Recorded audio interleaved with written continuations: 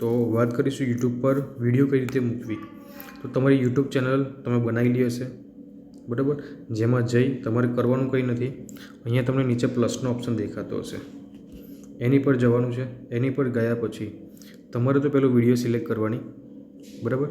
જેમ કે અહીંયા ઘણી બધી વિડીયો આવેલી છે, બરાબર. એક અહીંયા છે આ વિડીયો, એક છે આ વિડીયો. તો મારે પહેલું શું કરવું છે, તો આ વિડીયોને હું સિલેક્ટ કરીશ.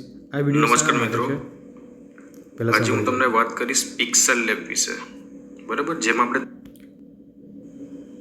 ઓકે, પિક્સેલ લેબમાં જઈને કઈ રીતે આપણે થંબનેલ બનાવી શકીએ એની આ વિડીયો છે. તો આને આપણે યુટ્યુબમાં ચડાવી છે. તો આ વિડીયો પહેલાં સિલેક્ટ કરી લીધી. વિડીયો સિલેક્ટ કર્યા પછી નેક્સ્ટ કર્યા પછી અહીંયા હું લખી શકું કે ભાઈ પિક્સેલ લેબનો ઉપયોગ, બરાબર. બીજું અહીંયા લખી શકું કે થંબનેલ કઈ રીતે બનાવી શકાય, બરાબર. તો આ રીતે લખી વિડીયો મેં અહીંયા અનલિસ્ટેડ રાખ્યો છે. જ્યારે તમે નાખો ત્યારે અહીંયા પબ્લિક હોવું જરૂરી છે.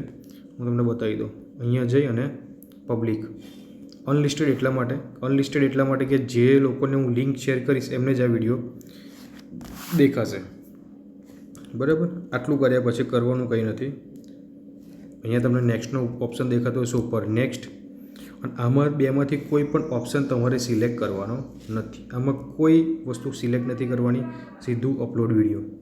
આટલું કરશો એટલે તમારી વિડીયો ચડવાની સ્ટાર્ટ થઈ જશે. જેમ અહીંયા તમે જુઓ, બરાબર, શરૂઆત થઈ ગઈ છે વિડીયો અપલોડ થવાની. અને ધીમે ધીમે કરતાં આખી વિડીયો અહીંયા અપલોડ થઈ જશે. બીજું કાંઈ કરવાનું નથી. પિક્સેલ લેબ પર કઈ રીતે થંબનેલ બનાવવો એ તમને આઈડિયા આવી જશે. આ વિડીયો હું નાખું છું એ તમને મળી જશે. એના પછી યુટ્યુબ પર કઈ રીતે વિડીયો મૂકવી એ આ વિડીયો છે. એના પછી કે વાયટી સ્ટુડિયોમાં જઈને થંબનેલ કઈ રીતે ચડાવવું એ પણ 3 વિડીયો તમને મળી જશે. Okay, thank you.